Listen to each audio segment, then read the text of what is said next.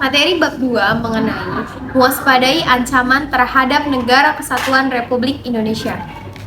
A. Ancaman terhadap integrasi nasional. Keanekaragaman atau kebinekaan merupakan sebuah hal yang tidak bisa dihindari dalam kehidupan bangsa Indonesia yang meliputi kebinekaan suku bangsa, bahasa, adat istiadat, dan lainnya. 1. Kebinekaan dikatakan sebagai sebuah potensi karena hal tersebut akan membuat bangsa kita menjadi bangsa yang besar dan memiliki kekayaan alam dan budaya yang melimpah yang dapat menarik minat wisatawan asing untuk mengunjungi Indonesia. 2. Kebinekaan bangsa Indonesia juga merupakan sebuah tantangan, bahkan ancaman, karena dengan adanya kebinekaan tersebut mudah membuat penduduk Indonesia berbeda pendapat yang lepas kendali. Mudah tumbuhnya perasaan ke daerah yang amat sempit yang sewaktu bisa menjadi ledakan yang akan mengancam integrasi nasional atau persatuan dan kesatuan bangsa. Posisi silang negara Indonesia pada aspek-aspek kehidupan sosial sebagai berikut. 1. Penduduk Indonesia berada di antara daerah berpenduduk padat di utara dan daerah berpenduduk jarang di selatan. 2. Ideologi Indonesia terletak antara komunisme di utara dan liberalisme di selatan.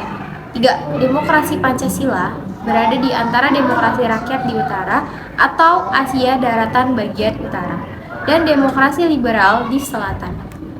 4. Ekonomi Indonesia berada di antara sistem ekonomi sosialis di utara dan sistem ekonomi kapitalis di selatan. 5.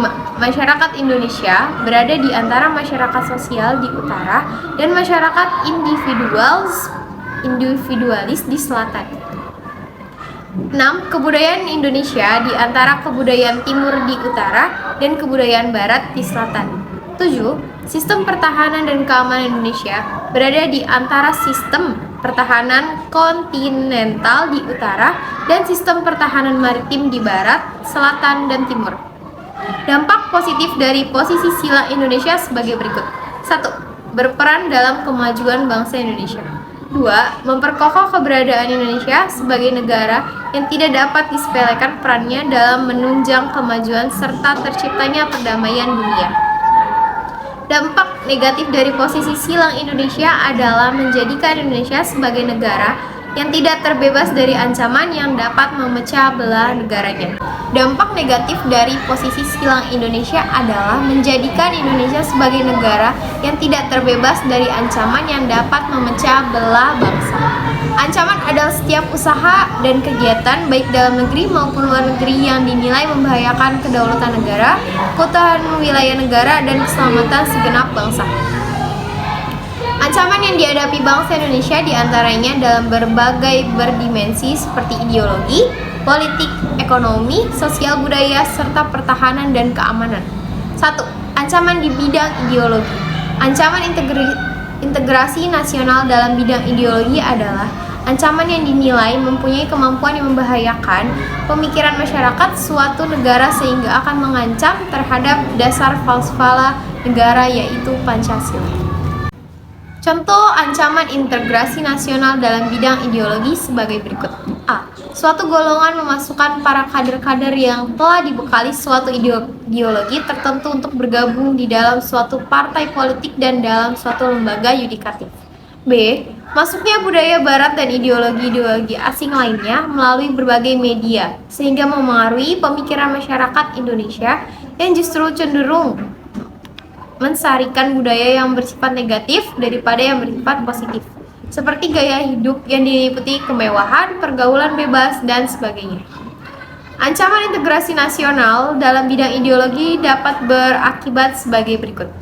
1. Melemahnya pemahaman masyarakat tentang ideologi bangsa yaitu Pancasila, sehingga mengakibatkan perilaku masyarakat tidak mencerminkan atau tidak sesuai dengan nilai-nilai Pancasila. 2. Timbulnya gerakan separatis karena perbedaan ideologi. 3. Rusaknya etika dan moral bangsa. 2. Ancaman di bidang politik. Politik merupakan instrumen utama untuk menggerakkan perang. Masyarakat internasional mengintervensi suatu negara melalui politik seperti hak asasi manusia atau HAM, demokratisasi, penanganan lingkungan hidup, dan penyelenggaraan pemerintahan yang bersih dan akuntabel. Ancaman di bidang politik dapat bersumber dari luar negeri maupun dalam negeri. Dari luar negeri, ancaman di bidang politik dilakukan oleh suatu negara dengan melakukan tekanan politik terhadap Indonesia. Contohnya adalah intimidasi, provokasi, atau blockade politik. Ancaman yang berdimensi politik yang bersumber dari dalam negeri dapat berupa penggunaan kekuatan berupa pengerahan massa untuk menumbangkan suatu pemerintahan yang berkuasa atau menggalang kekuatan politik untuk melemahkan kekuasaan pemerintah. Oke, di sini saya akan melanjutkan penjelasan dari Zulfa, yaitu ketiga, di ancaman di bidang ekonomi. Ancaman berdimensi ekonomi terbagi menjadi internal dan eksternal. Ancaman dari internal dapat berupa inflasi, pengangguran, infrastruktur yang tidak memadai, dan sistem ekonomi yang tidak jelas. Ancaman eksternal dapat berbentuk sebagai berikut. A.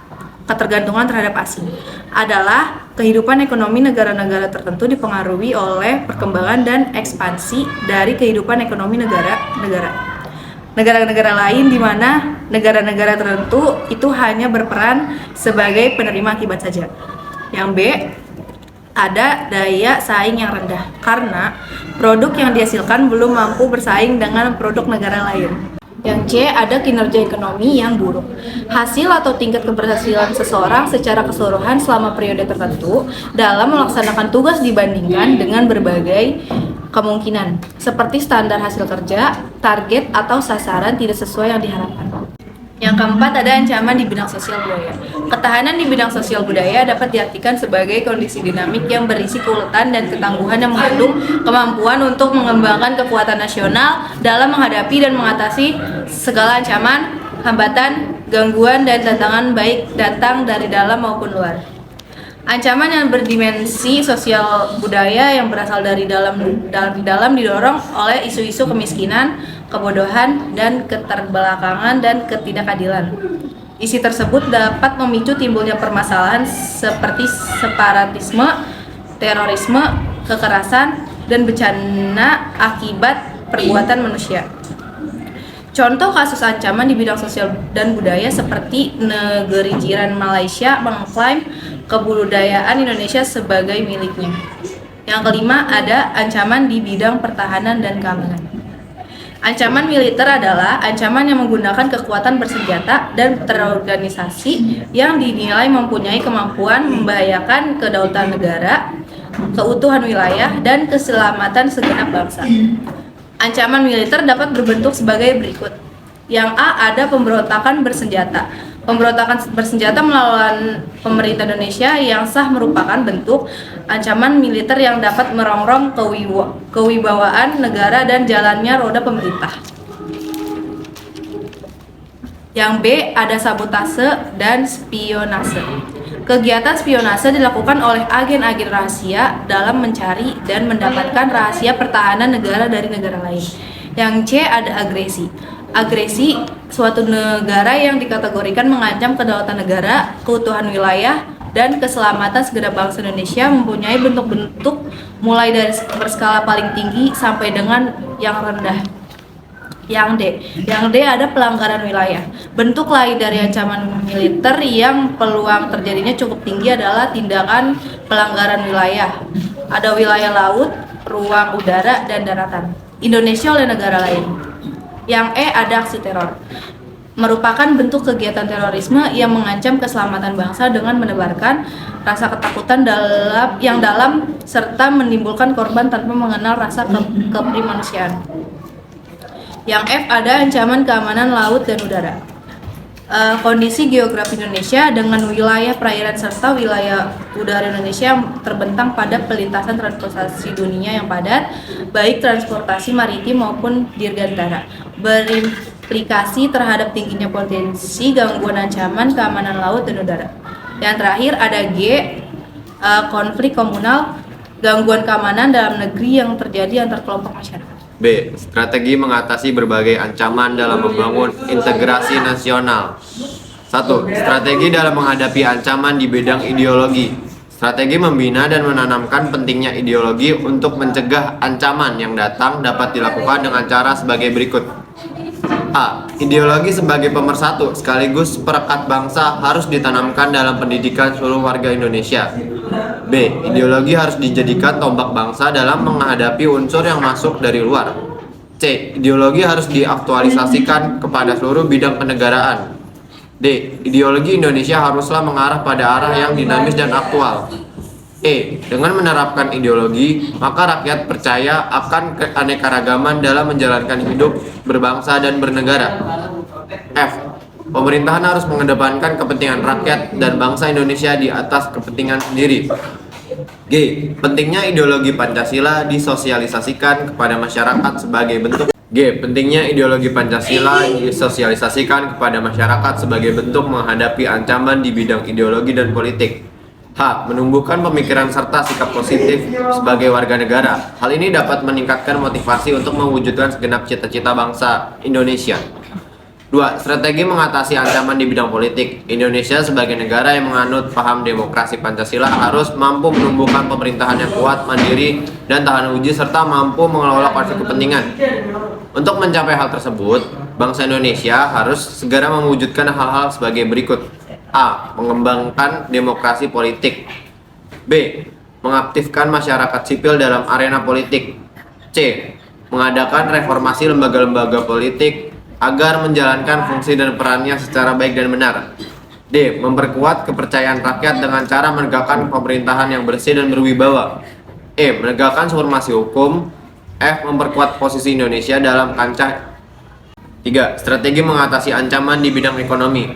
Upaya Indonesia untuk menghadapi ancaman ekonomi, maka dilakukan pembangunan ekonomi yang bertujuan untuk menciptakan keberlangsungan perekonomian bangsa yang dilandasi oleh asas demokrasi ekonomi.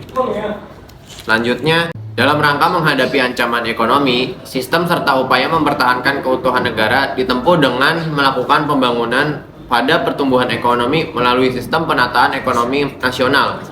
Tujuan dilakukannya penataan ini adalah untuk mewujudkan stabilitas ekonomi nasional yang akan memberikan kesejahteraan bagi masyarakat bangsa dan Indonesia.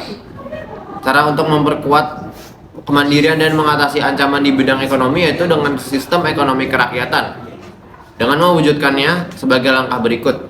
A. Sistem ekonomi dikembangkan untuk memperkuat produksi domestik untuk pasar dalam negeri sehingga memperkuat perekonomian rakyat seperti mensupport UMKM.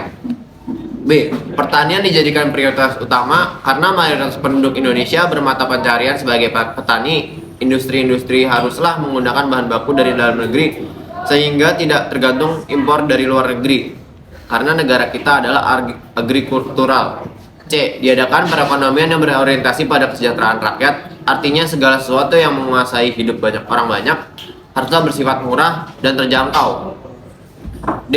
Tidak bergantung pada badan-badan multilateral seperti pada IMF, Bank Dunia, dan WTO untuk mempercepat kerjasama dengan sesama negara berkembang untuk bersama-sama menghadapi kepentingan negara maju. Selanjutnya, beberapa langkah strategis yang harus dilakukan oleh Indonesia untuk mengatasi ancaman di bidang ekonomi. Beberapa hal yang bisa dilakukan sebagai berikut. Peningkatan daya saing ekonomi, peningkatan laju ekspor, pemberdayaan UMKM, perbaikan infrastruktur. Selanjutnya, strategi mengatasi ancaman di bidang sosial budaya. Ancaman sosial dan budaya dari dalam adalah kemiskinan, keterbelakangan, kebodohan, dan ketidakadilan yang beredar di suatu negara. Sedangkan faktor dari luar adalah seperti masuknya nilai-nilai budaya asing dan menggesernya bahkan menggantikan tempat budaya dalam negeri sendiri. Dalam rangka upaya Indonesia menghadapi ancaman di bidang sosial budaya yang pengaruhnya dari luar, maka Indonesia melakukan beberapa langkah, strategi, dan upaya sebagai berikut. A. Menggalakkan program pemerintahan meningkatkan rasa kecintaan terhadap budaya dengan pelestarian budaya seperti diadakannya hari-hari menggunakan batik ataupun menggunakan pakaian adat. B. Memelihara keselarasan dan keseimbangan fundamental. C. Meningkatkan kesadaran akan pentingnya bertoleransi. Dan D. Menghargai adanya perbedaan. Selanjutnya, strategi mengatasi ancaman di bidang pertahanan dan keamanan. Strategi pertahanan dan keamanan nasional diarahkan kepada pembentukan, pengembangan, serta penggunaan kekuatan-kekuatan dan unsur-unsur hankam atau pertahanan dan keamanan untuk menjamin tercapainya dan terwujudnya politik pertahanan dan keamanan nasional. Sekian dari kelompok kami. Terima kasih. Wassalamualaikum warahmatullahi wabarakatuh. Yang bersumber dari ini disuruh baca yang datang dari dalam maupun luar. Sekian dari kelompok Ngomong. kami. Baca.